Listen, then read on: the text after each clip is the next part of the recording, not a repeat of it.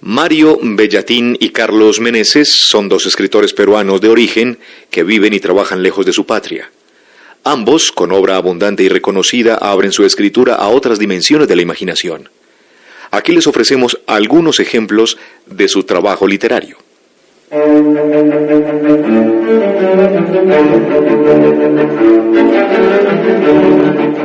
Mario Bellatín, peruano-mexicano, nació sin el brazo derecho. Estudió teología en Perú, cine en Cuba y tallerista literario y académico en México, donde vive y reúne ya una treintena de obras. Su obra experimental y renovadora ha sido traducida y premiada. Aquí un ejemplo, un cuento de pingüinos.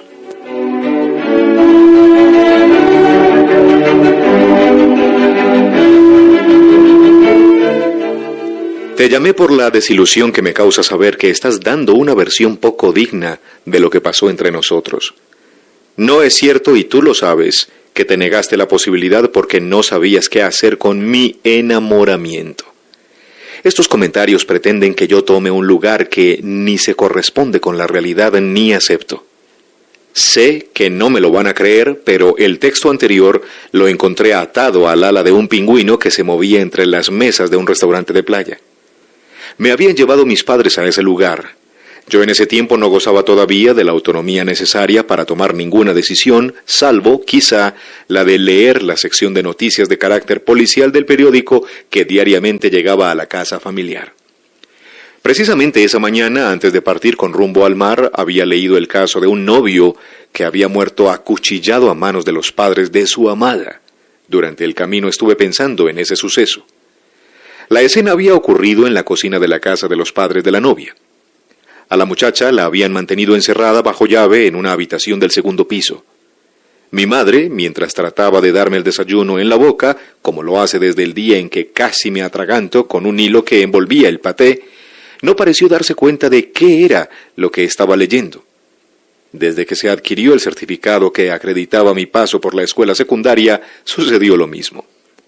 Podía leer lo que quisiera, siempre y cuando estuviera publicado en el diario que la familia adquiría cada mañana. Era sábado, día de playa. Ya sabía yo que después de darme de desayunar me vestirían de manera apropiada y guardarían los implementos necesarios para que me entretuviera en la arena sin necesidad de entrar al mar. Me lo tenían prohibido. Nunca podía acercarme más allá de la franja húmeda de la orilla. En cierta ocasión quise poner un pie en el agua, pero mi madre cayó en un extraño estado de pánico que no tuvimos otra opción que la de empacar y regresar a la ciudad de inmediato. Recuerdo que en esa ocasión no me había rasurado. Lo sé porque mi madre trataba de acariciarme el rostro y decía todo el tiempo, en medio de su crisis, que hacerme cariños había dejado de ser lo mismo. Pero ese día no estaba dispuesto a desobedecer ninguna de las órdenes de mis padres. Llegamos cerca del mediodía a una playa lejana. Recorrimos creo que cerca de 200 kilómetros. Lo supe por la cantidad de canciones, 28 en total, que escuché en mi Walkman. Hicimos una primera parada en un restaurante que había sido levantado en la costa de manera improvisada. Mis padres dijeron que necesitaban reponerse de la noche anterior. Por lo que entendí, habían tomado alcohol de manera desmesurada. Fue ese el momento, mientras intentábamos acomodarnos en una mesa desde la cual se podía ver el mar en la lejanía, cuando descubrí al pingüino con la carta amarrada en el ala. Mis padres lo ignoraron. Estaban ansiosos por ordenar algo. En lugar de sentarme, me acerqué al animal. Desamarré con mucho cuidado la carta, la leí lentamente, coloqué mi Walkman sobre una de las mesas. Algunas letras eran borrosas y había frases que no podía entender. Me pareció, no sé la razón, que un hombre se la enviaba a otro hombre. Mis padres no daban muestra de advertir lo que estaba haciendo. El pingüino se replegó en una esquina. Luego de leer la carta lo quise tomar. Quizá deseaba acariciarlo, pero ante mi mano el ave cayó de espaldas. Miré con sorpresa que estaba incapacitado para ponerse de pie. El salón del restaurante estaba ubicado al aire libre. Era posible que el pingüino hubiese llegado allí por sus propios medios, o tal vez se trataba de la mascota del lugar. No lo quise averiguar. Ver al animal acostado de espaldas sin posibilidad de moverse me hizo cargarlo. El pingüino trató de darme unos picotazos. En ese momento corrí hacia el mar llevando al ave entre los brazos. Me di cuenta entonces de que era un pingüino bebé. Mi madre notó mi huida cuando ya me encontraba a mitad del camino. Escuché sus gritos a la lejanía. No la había oído llamarme de esa manera desde cuando intenté meter mi pie en el mar o la vez que me obligó a divorciarme de la sirvienta que hacía las tareas del hogar, junto a quien fui feliz por unas cuantas semanas. Corrí lo más que pude. La voz de mi padre no fue escuchada en ningún momento. Apenas llegué al mar sentí que el pingüino dejaba de picotearme. Su interés parecía estar puesto solo en las olas. No solo introduje mi pie, como la vez en que mi madre cayó en un peculiar estado de nervios, sino que mojé mis tobillos y mis rodillas. No llegué a más, por temor de estropear la carta que mantenía en uno de mis bolsillos. Solté al animal, quien se reanimó de una manera impresionante y empezó a nadar hacia mar adentro. Lo miré alejarse con una elegancia extrema. Mi madre entró al agua detrás de mí. Me tomó de los hombros y se mantuvo de esa manera como cuidando que no fuera a perder el equilibrio. En el restaurante me han informado que el pingüino tenía una carta amarrada en el ala. Me dijo, devuélvemela, lo sé todo. Se la entregué solo cuando volvimos a la arena seca. Yo me detuve y ella comenzó a caminar hacia la terraza improvisada. Llevaba una suerte de falda de colores y mantenía al descubierto la parte superior de su traje de baño. Supe entonces que el pingüino no regresaría, como tampoco lo haría el amante muerto por la furia de los padres de su amada. Supe también que la carta hallada en el ala del pingüino era en realidad un adiós definitivo.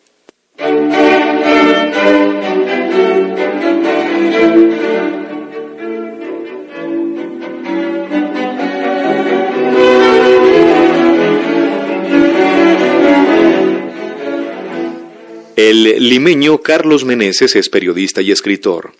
Ha vivido fuera de su país, en Buenos Aires, Santiago, Barcelona, Madrid, París, Provenza, Berlín y Palma de Mallorca, donde reside desde 1963.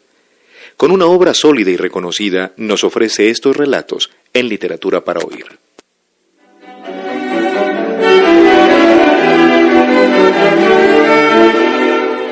Fiesta canina.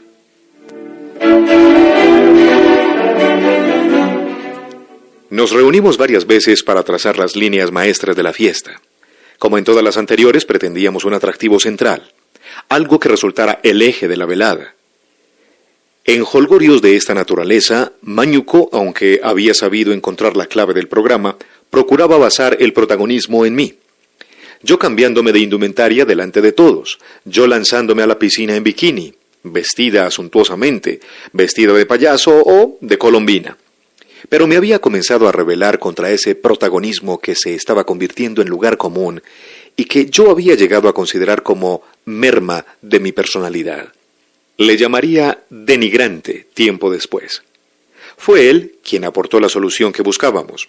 Solo le faltaba gritar ¡Eureka! Yo escasamente colaboré con complementos para ese acto central. Elegí la orquesta, las vestimentas, la necesidad de uno o unos animadores. Era mejor que él quedara liberado de esas tareas menores. Yo bastante iba a tener que compartir alegría con el centenar de invitados. Mañuco estuvo de acuerdo con el presupuesto y con todo lo demás que había corrido por mi cuenta. Se repartieron tareas entre las chicas de servicio, se contrató a varios camareros, unas experimentadas relaciones públicas, un sommelier y varias personas más necesarias para estas circunstancias. La lista de invitados incluía a algunos de los clientes habituales de Mañuco, varios directores de galerías de arte, no faltaban los críticos, se llamaría a viejas amistades, no se desecharía la posibilidad de contar con algún poeta, de ninguna manera evitar la ausencia de músicos o de pintores. No descuidar gente del teatro, de la danza. Mañuco se encaprichó con algunos banqueros, lo que me extrañó porque siempre había despotricado contra ellos, pero las deudas son las deudas. Todo quedó cerrado bastantes horas antes de la reunión. Se comprobó la calidad de la cena, la repostería, las distracciones que habría en el jardín que sería el centro de esa felicidad momentánea. Estábamos seguros de que no olvidábamos de nada, que todo iba a salir espléndidamente y que se trataría de una fiesta radiante que superaría a todas las anteriores. Se había advertido a los invitados sobre el concurso canino y la necesidad de venir premunidos de doble y hasta triple vestimenta. Se recomendaba que entre la ropa que trajeran no faltara un disfraz carnavalesco y que, por supuesto, no olvidaran de la importancia y el atractivo que tenían en esos casos el antifaz. Se invocaba a Venecia y se hablaba de desbordes de emoción como en el carnaval de Colonia. En efecto, así fue.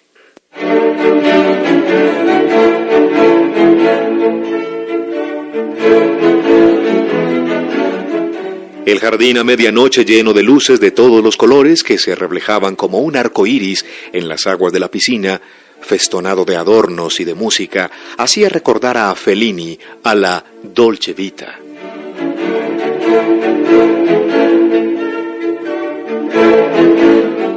Los invitados que habían llegado con sus perros estaban más que alegres, nerviosos.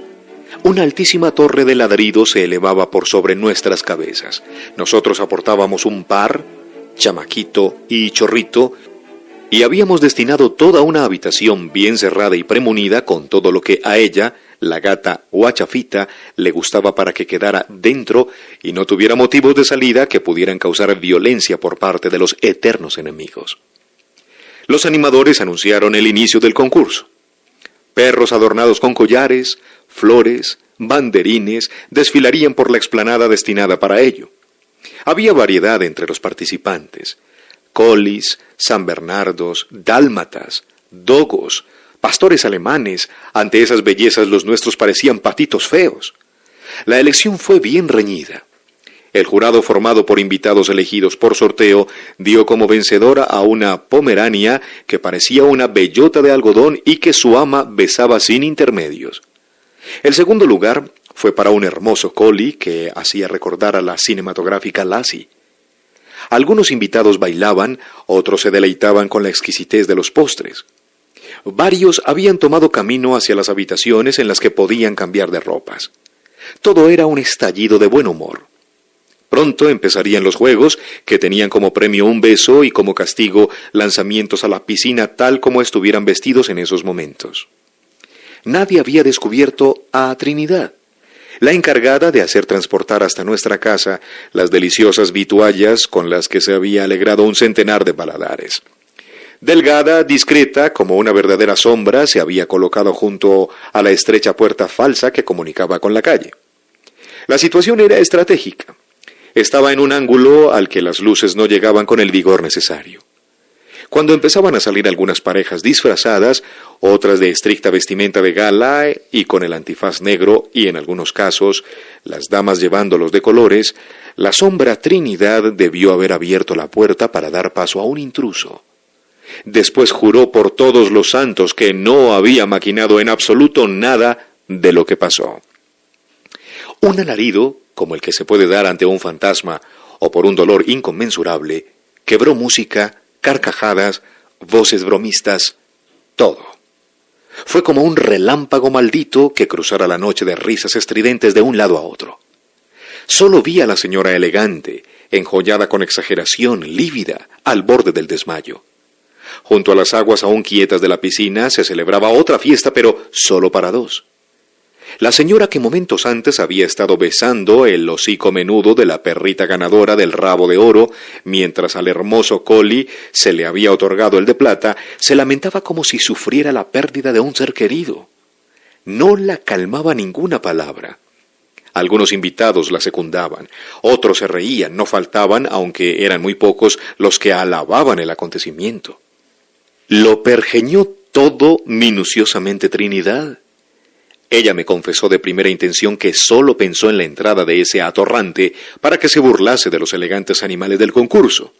Yo logré arrancarle buena parte del secreto que no revelé a nadie. Tenía elegido al perro delincuente, al perro violador, al perro callejero muerto de hambre, sucio, sin identidad ni etnia conocida, pero aseguraba no haber sido consciente de la proyección de los hechos. Los invitados se agolparon junto a la piscina. Se oían voces pidiendo que separaran a la primorosa perrita del vulgar perrazo.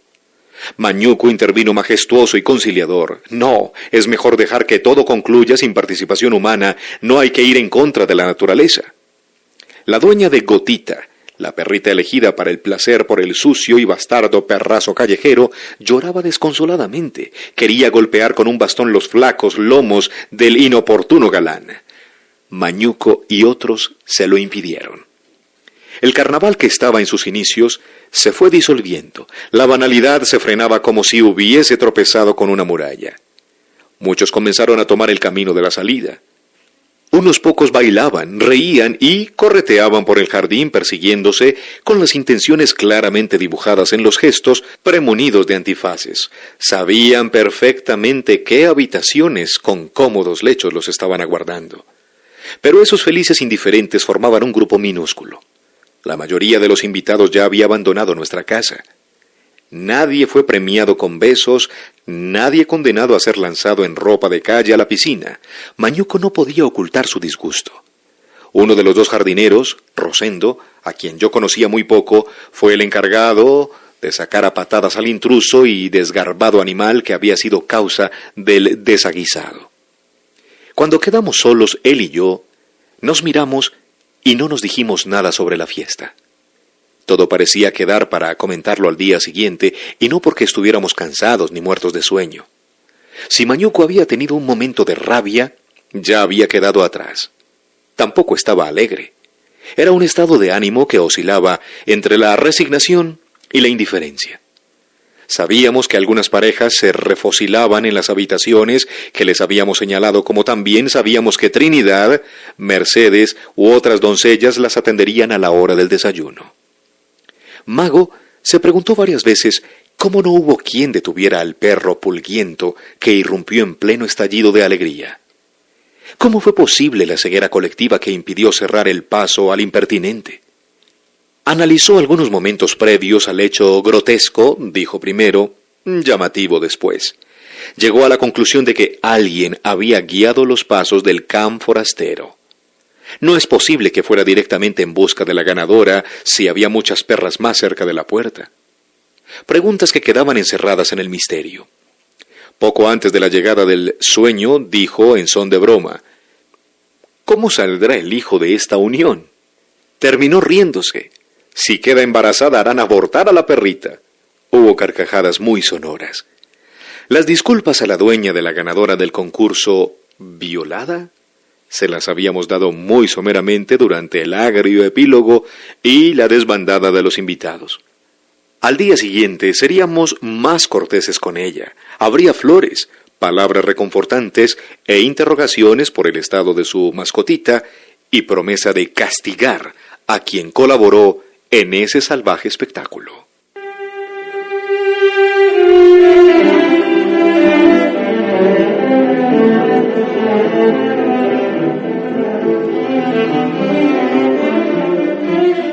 Y también de el limeño Carlos Meneses escuchemos Flor de Amor.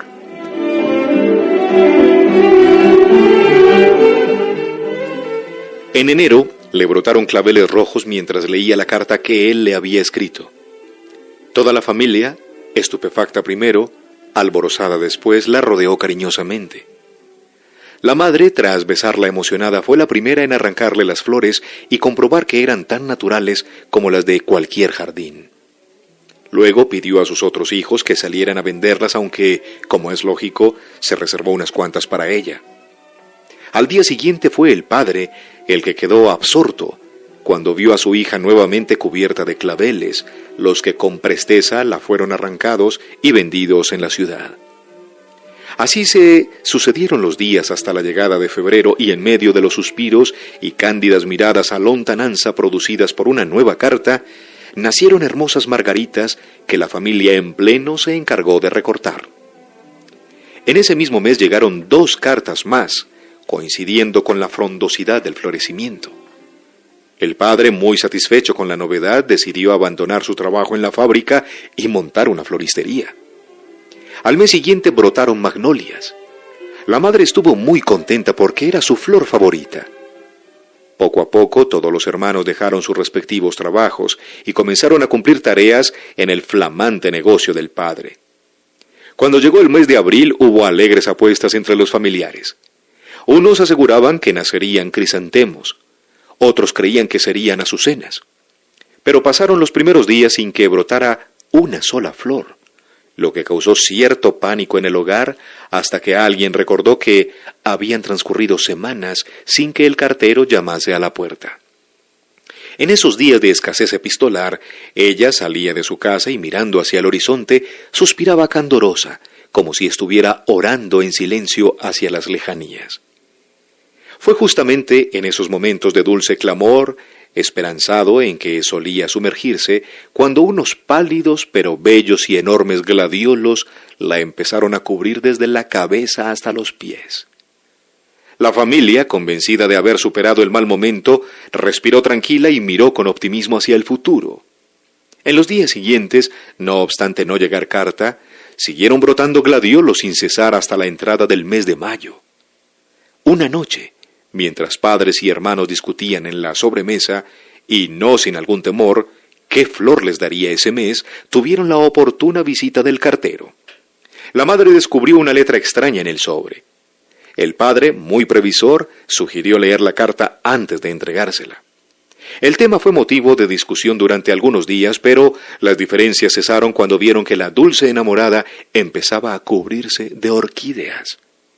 La familia, sumamente regocijada, aunque no totalmente alejada del miedo, se reunió una noche mientras ella dormía. El cambio de opiniones entre el padre e hijos estuvo a punto de ser agrio, pero finalmente reinó la cordura. Al final, todos estuvieron de acuerdo en no decirle una sola palabra acerca de la decisión que habían tomado. La hermana mayor quiso saber qué harían en el caso de que la enfermedad avanzase y les llegara una triste noticia. Un gesto de terror se apoderó de todos los familiares que debieron sentir por un momento la amarga sensación de enfrentarse nuevamente con la imagen de la pobreza. No obstante, de inmediato se dieron ánimos unos a otros diciéndose que no sería un mal grave y que tratándose de un hombre joven tampoco sería de larga duración. Terminado el mes de mayo y ante la ausencia de noticias, a alguno de los hermanos se le ocurrió la falsificación de una carta y a otro la fabulación de un mensaje oral que le traía un amigo. Pero debieron desistir de tales remedios porque a los pocos días comenzaron a florecer camelias. Transcurrida otra semana, una mañana la madre, acostumbrada a acercarse muy de madrugada a la cama de su hija, con el fin de ser la que arrancase las primeras flores, tuvo momentos de horrible angustia al encontrarla desprovista del más leve rastro de florecimiento. No se atrevieron a preguntarle qué le estaba pasando, pero sí trataron el caso entre ellos. Aterrorizados, la escucharon llorar en las noches y a veces hasta la veían hablar y gesticular en su oscura soledad con una delicadeza y una abnegación que les parecía que él se hallaba frente a ella. Ante el imponente temor de que el jardín se marchitase totalmente y para siempre, decidieron urdir una treta. Decirle, casi indirectamente, como si hablasen de estrellas o de países inefables, que sabían de su propia llegada. Sin embargo, ella no parecía escucharles, y no hacía más que suspirar entrecerrando los ojos. La madre, en esas mañanas frías en que llegaba con paso cansino hasta su cama, repetía quedo, pero junto a sus oídos, el nombre del muchacho. La hermana mayor tenía a su cargo el espíritu de la farsa y aseguraba que un amigo de él la había llamado para anunciar que él vendría en días muy próximos.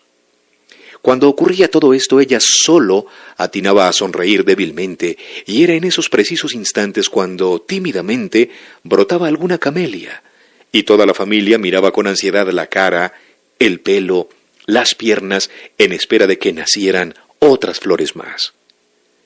Tras una noche de horribles presentimientos y forzadas cavilaciones, pues había concluido el mes de junio sin contar con la presencia del cartero, la madre acudió, como siempre, casi a la alborada, a la cama de la inocente enamorada, y al verla, no pudo contener un grito de estentóreo júbilo. La cama estaba cubierta de flores que se desbordaban y caían al suelo. Claveles, lilas, magnolias, rosas, azucenas, crisantemos, una deliciosa fragancia y una hermosa variedad de colores. Llamó a voces a todos los hermanos, quienes, aún soñolientos, llegaron junto a ella y se asombraron ante este prodigio. La tarea de recoger flores del suelo, de sobre los muebles de la cama, se inició de inmediato. Unos agachados, otros a gatas, iban recolectando las rosas, los claveles, los crisantemos. Los depositaban en canastas, trasladando estas cuando llenas a otras habitaciones. Trabajaban febrilmente, con la satisfacción pintada no solo en los ojos, sino en cada movimiento. Tenían la seguridad de que la crisis estaba superada, de que el miedo debía quedar atrás. Alguno no podía evitar una risa nerviosa de alegría. Otros indicaban que se terminara de recoger todas las flores del suelo para luego continuar con las de la cama. Ninguno, ni la madre, que solía hacerlo casi siempre, se preocupó por arrancarle las flores que le cubrían la cara y besarla en la frente. Solo cuando el suelo quedó limpio, se decidió a acometer esa tarea. Fue en ese preciso instante cuando se escuchó la voz del cartero que traía una nueva carta. Todos quedaron quietos, una fracción de segundo, pero luego continuaron en lo suyo. El padre descubrió una letra desconocida en el sobre, nervioso lo desgarró y leyó en voz baja, enrojeciendo tras cada palabra. La madre buscó con ahínco el rostro de su hija bajo las gardenias, bajo las violetas y los claveles. Los hermanos quisieron descubrirle los pies y siguieron llenando canastas con flores. Mientras el padre se dirigía a ellos para comunicarles el contenido de la carta, los hermanos y la madre seguían luchando, con más rabia que pena, por encontrarla debajo de las flores.